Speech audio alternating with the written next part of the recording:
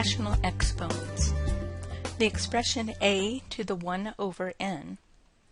If n is an integer greater than 1 and a is a real number, then a to the 1 over n equals the nth root of a. For instance, 7 to the 1/5 equals the 5th root of 7. Note that if a is less than 0 and n is an even positive integer, then a to the 1 over n is not a real number. Now the expression m over n is similar. If m and n are positive integers with m over n in lowest terms, then a to the m over n equals nth root of a to the m equals the nth root of a to the m. In other words, something like 2 to the 3/4 is the same as 4th root of 2 cubed, or the 4th root of 2 all cubed.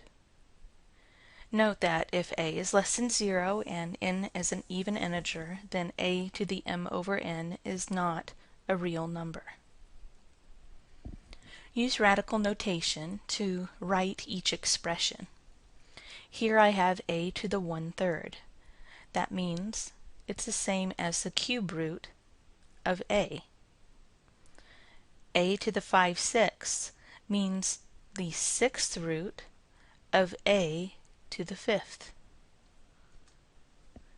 Use rational exponents to write each expression. Here I have the square root of t. That's the same as t to the 1/2. Approximate to the nearest hundredth. This means we'll grab our calculator, 16 with an exponent, so we use the caret button, and we want 1/5 to be the entire exponent. So we'll have to use parentheses so the entire 1/5 stays as the exponent. And it's about 1.74.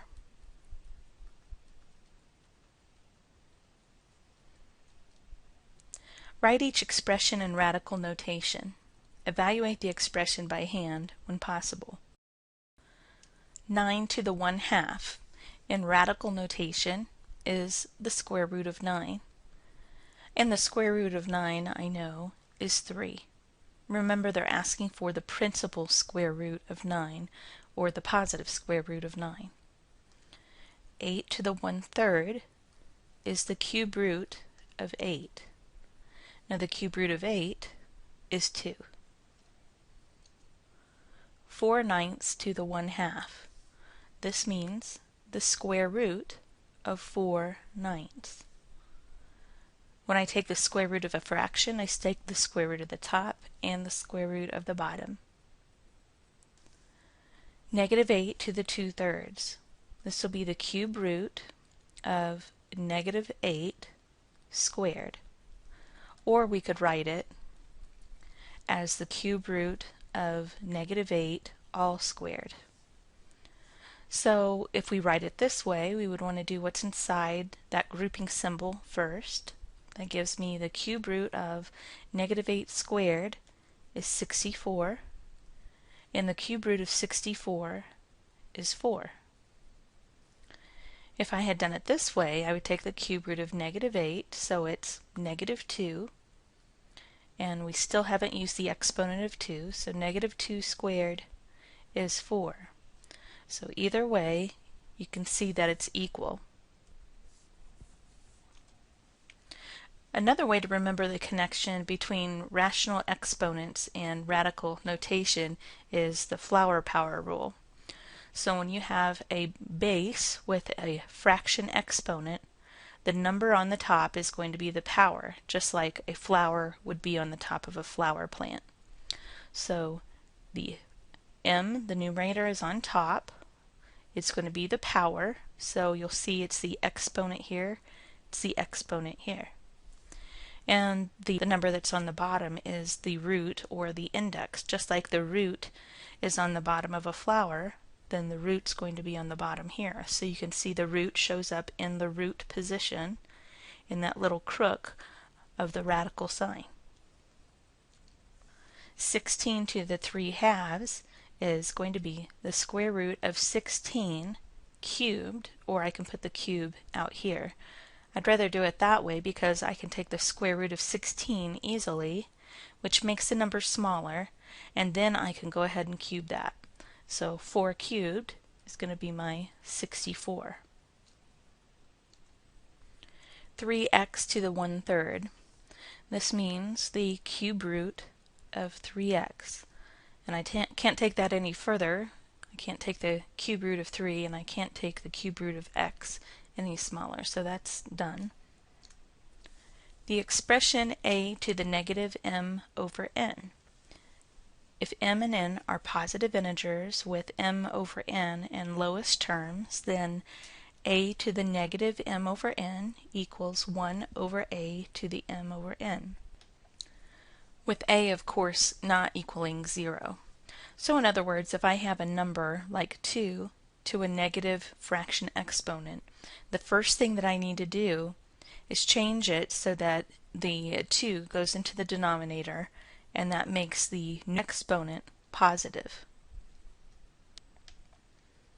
So let's continue simplifying these with that rule. Here I have b to the negative 2/3. So that would be 1 over b to the 2/3. Now we want to change this to radical notation. So that's 1 over the cube root of b squared. And we can't take that any further, so we'll stop there. Make sure that you're writing your 3 in the little crook of your root. 1/8 to the negative 1/3. Now, if you don't remember, when I have a fraction to a negative exponent, all I need to do is flip that fraction, and then the exponent becomes positive. So we're going to use that principle here. If I flip that fraction, in other words, just make it a 8, then the exponent becomes positive. Then I have the cube root of 8, which I know is 2. 16 to the negative 3/4. So here I would have 1 over 16 to the positive 3/4. That gives me 1 over the 4th root of 16 cubed. And again, I'm going to go ahead and take the 4th root of 16 first. So that is a 2, and I haven't used the cube yet. So 1 over 2 cubed is 1/8. Here I have a number with a negative exponent, so again, it pushes that number to the denominator. And then I use my radical notation. This would be the 5th root of 32 squared. I know that the 5th root of 32 is 2. I still haven't used the exponent yet, so I'll have a 1/4 as my final answer. 4 to the 1/2 to the negative 3. There's a couple of ways we could do this problem. We could just go ahead and multiply the exponents and make it a 4 to the negative 3/2. And then we would have a 1 over 4 to the positive 3/2. And then we have a 1 over the square root of 4 cubed. That gives me a 1 over 2 cubed, which is 1/8. Another way to evaluate this is to go ahead and take the 4 to the 1/2 as a square root of 4, and then we have the negative 3 exponent still hanging out. So the square root of 4 is 2. I haven't used the exponent of negative 3. That makes it a 1 over 2 cubed, which is a 1/8. So either way, you see that we come up with the same answer. Use positive rational exponents to simplify the expression. Assume that all variables are positive.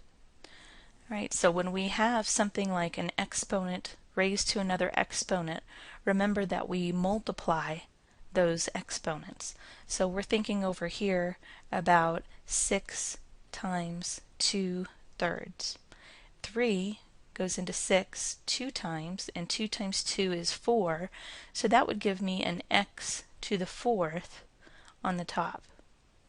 And on the bottom, 27 to the 2/3. That's x to the fourth over the cube root of 27 squared. The cube root of 27 is 3, and I still need to use the exponent, so I'll have as my final answer x to the fourth over 9. Here we could go ahead and multiply those exponents because we're raising a power to a power. That gives me an a to the negative. Let's come over here and think about what this is. A negative half times 4/3. 2 goes into 4 2 times. So we end up with a negative 2/3 as our exponent. That means we have a 1 over a to the positive 2/3. And that gives me a 1 over the cube root of a squared. Again, we could put the a squared inside, or we could put an a and then the square outside of that cube root sign. Here's a nice summary of your properties of exponents. You should be able to go ahead and start your homework. Make sure to let me know if you have any questions.